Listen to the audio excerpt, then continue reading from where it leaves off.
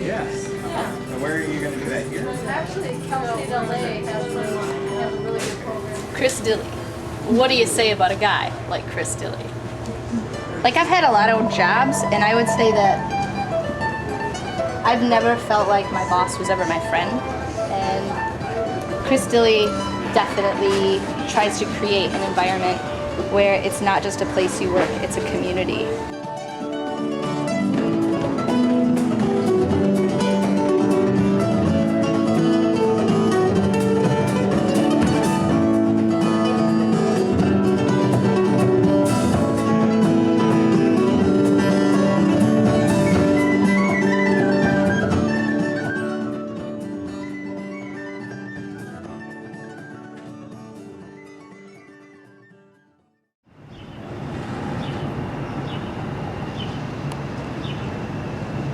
My name is Chris Dilley. I'm the general manager. I manage the overall operation, everything from human resources to financial management to overall store operations management. I spend a lot of time fielding emails, doing financial analysis and reports for myself and my staff and my board, just sort of fielding questions and concerns. I'll jump onto the registers when I need to. I'll help my management team with some problem they might be grappling with. My management team, we meet a lot and work really hard. So,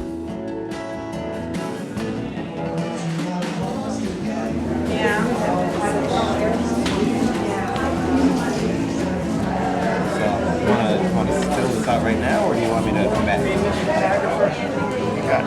I got time.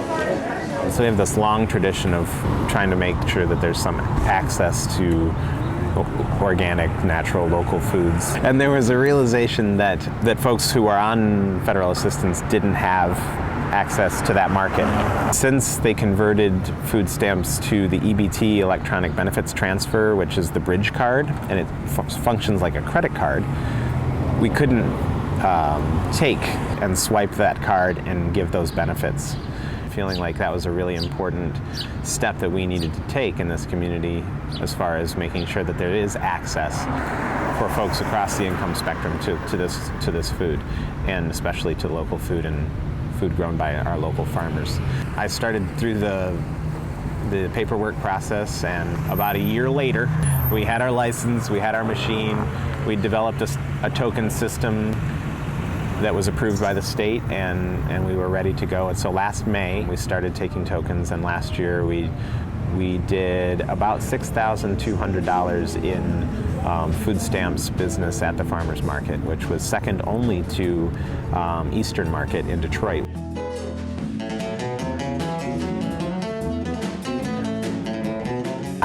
The cuddle. The word cuddle comes from the idea of a huddle. At the co-op, we're a lot more, I don't want to use the word intimate, but we're definitely, interested in like being related to each other in really positive ways and stuff. So, when people come in the door to shop at the co-op, this is a place where, you can kind of let your guard down and be yourself. And the goal of that huddle is the whole staff comes together, and we all come together, and we just spend 5 minutes just talking about how it's going, and if there are things we need to be aware of, and high five, and we can be on our way with the rest of our day. All right. Name tag high fives. Joel's on break. Name on break. High five.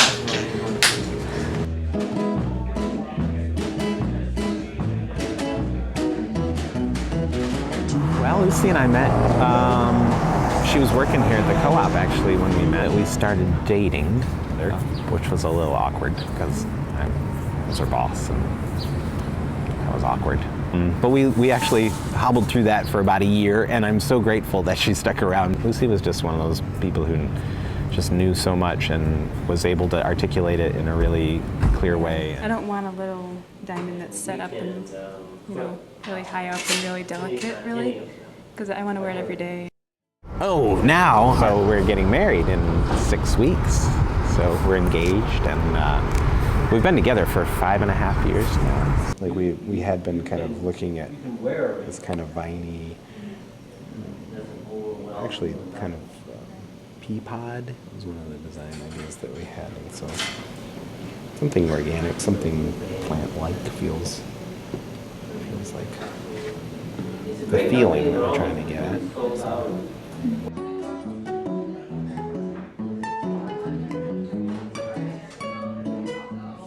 We're excited. We're getting married in June. Gonna take a honeymoon to China in October, and then probably look to start a family soon after that.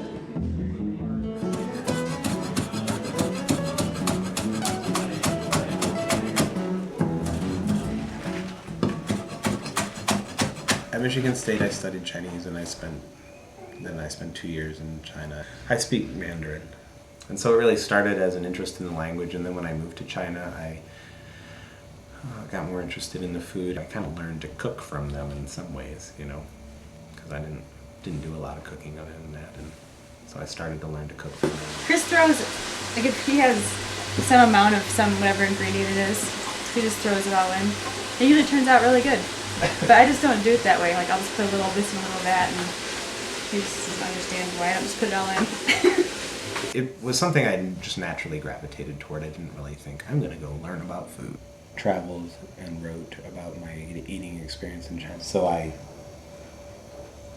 have a comfort level with language and stuff around food. Very good.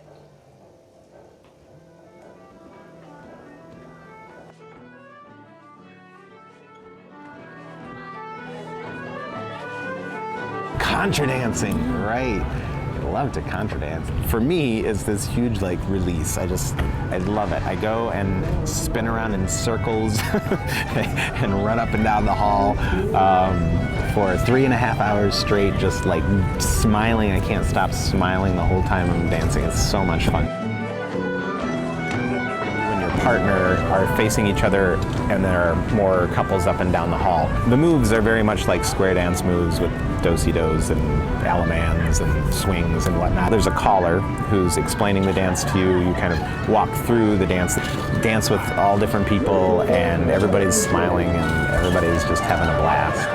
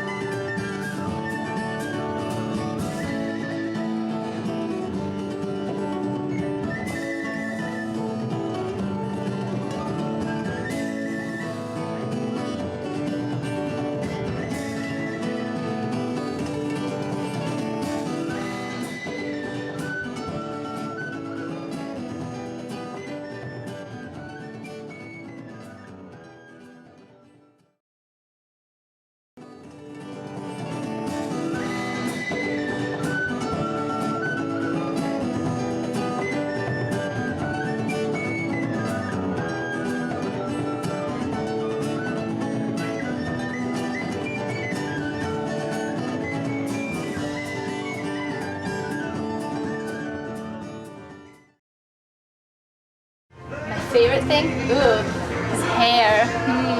He's a great listener. He's also got a lot of drive and motivation. So that's kind of contagious in that way. Dude's a killer boss. Favorite thing about him? I think he just really gets people, you know.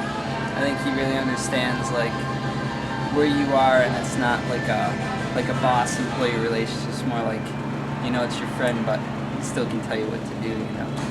He's an amazing communicator. He's a really great communicator, and he really listens to everyone who works here and really fosters a sense of family and a team here. And I guess nobody really feels unsupported. He's a really amazing boss. I'll probably never have a better boss.